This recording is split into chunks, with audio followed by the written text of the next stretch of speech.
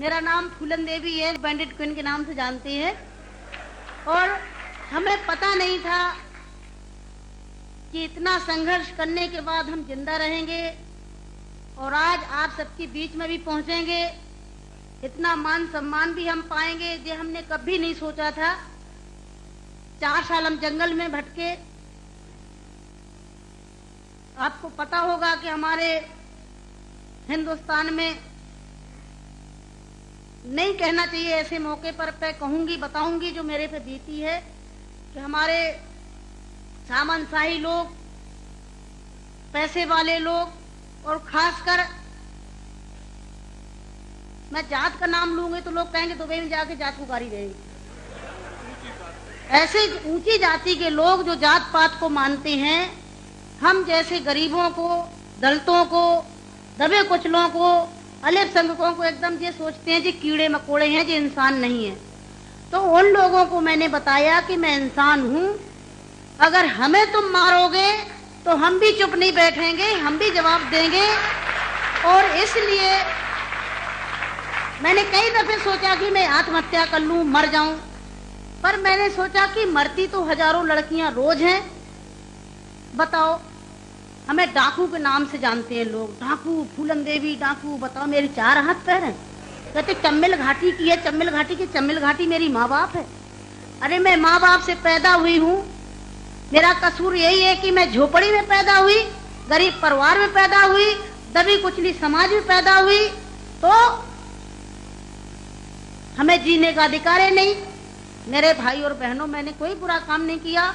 मैं तो वहां भी मंच पे बोलती हूँ, अब्बू भाई के साथ में तो कई सभाएं हुई हैं, बहुत बड़ी बड़ी सभाएं हुई हैं, कि मैंने कोई बुरा नहीं किया है। आपने सुना होगा, सुना था, आप तो वहीं के सब रहने वाले हैं, कुछ हमारे भाई हैं यहाँ के, है कि एक सीता के कारण इतने बड़े जो रावण का आज तक पुतला फूंकते हैं, उसका यही कसूर था कि खाली एक औरत को उठा ले गया तो आज तक पुतला फूंकते हैं। मैंने क्या बुरा किया? मेरे साथ भी ऐसे रावणों ने अत्याचार किया, मैंने उन रावणों को जवाब दिया। फूलन देवी को डाकू है, डाकू है। अरे वो तो माननीय मुलायम सिंह जी की देन है, नहीं नाम लेना चाहिए, जो आज हम समाज के अंदर खड़े हैं। और नहीं तो इतनी बड़ी साजिश रची थी, हमने कोई बुरा काम नहीं किया। जिन्होंने हमें सताया, हमें समाज में रहने लायक नहीं रखा, तो गुस्सा में इंसान अच्छा काम नहीं करता, गुस्सा में गलत ही करता है। और जो कुछ भी हुआ, अच्छा और बुरा सबक सिखाने के लिए कि हम जैसी बहन बेटियों के साथ अन्याय अत्याचार करोगे तो कोई भी महिला घर से बाहर न करके और अपने अधिकारों की लड़ाई लड़ने के लिए मैदान में खड़ी हो जाएगी। तो मेरे भाई और बहनों, हमें तो डाकू घोषित कर दिया। जब मैं चुनाव लड़ने जाती हूँ तो सब एक ही भाषण रहते हैं, किसी के और कोई भाषण नहीं रहते हैं। बताओ, मैं डाकू दिखाई देती हूँ? क्या होता है डाकू? है, तुमने हमें सताया, हमें लूटा पीटा। डाकू तो वो बेईमान जो हम जैसी महिलाओं को लूटते पीटते हैं। तो मेरे भाई और बहनों, 4 साल में जंगल में भटकी, 11 साल में जेल में रही, और जेल में भी हमें पागलों के साथ रखा गया था। अच्छी जगह नहीं रखा गया, यही पागल महिला थी, पागल महिलाओं में रखा गया था। 11 साल तक हमें जेल में रखने के बाद कोर्ट में पेश नहीं करा गया।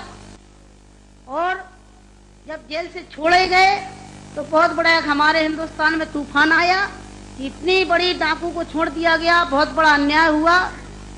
बस आप सबका प्यार था, आशीर्वाद था, कुछ ऊपर वाले की भी दुआ थी, जो आज आप सब